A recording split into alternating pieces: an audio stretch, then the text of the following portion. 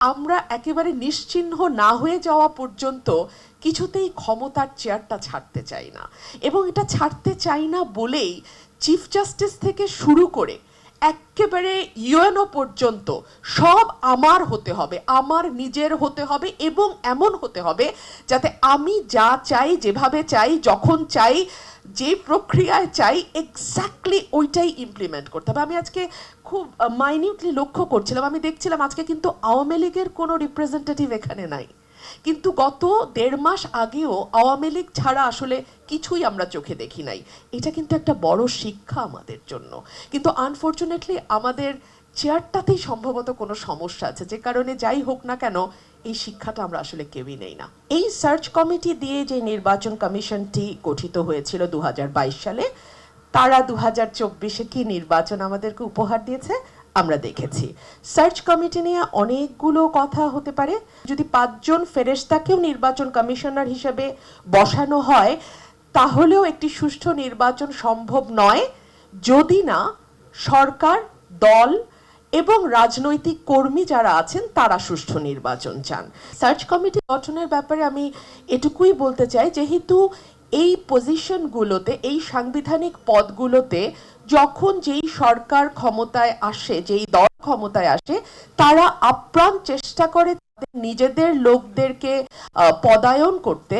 সুতরাং আমরা মনে হয় যদি আমরা ওপেন করে দেই সার্চ কমিটিটা, যে রাজনৈতিক দলগুলো নাম দেখ, তাদের মধ্যে কোন দল কাদেরকে নাম দিচ্ছে সেই নামগুলো পাবলিক করা হোক, সেগুলোর উপরে এই ধরনের গোল টেবিল আলোচনার আয়োজন করা হোক, তাদের পক্ষে বিপক্ষে বিতর্ক হোক, তারপরে সেখান থেকে নাম নিয়ে আমরা সার্চ কমিটি গঠন করব।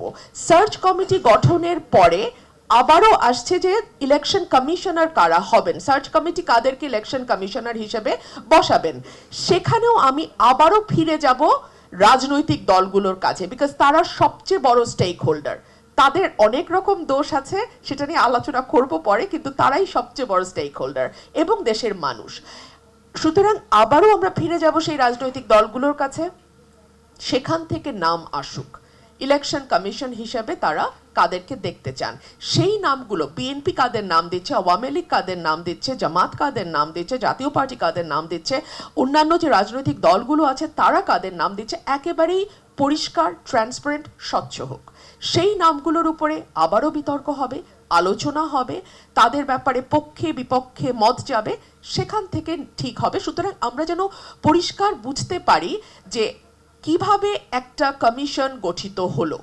এখন পর্যন্ত কিন্তু আমরা অন্ধকারে, যখন নির্বাচন কমিশন আইনটি আসলো সেই সময় আমি সংসদে ছিলাম, অনেকগুলো কথা আমি আমার সংসদীয় স্ট্যান্ডিং কমিটিতে বলেছি, আমার ভাই শামীম হায়দার পাটোয়ারিও সেই সময় ছিলেন, অনেক আলোচনা হয়েছে, অনেকগুলো প্রস্তাব, আমি সুনির্দিষ্ট প্রস্তাব স্ট্যান্ডিং কমিটিতে দিয়েছি, কোনো কিছুই শোনা হয়নি। এবং খুব ইন্টারেস্টিংলি দাড়ি কমা জাতীয় সংশোধনী দুটো নেওয়া হয়েছে, এবং সেটা খুব বড় গলায় বলা হয়েছে যে আমরা বিরোধী দল থেকে সংশোধনী নিয়েছি।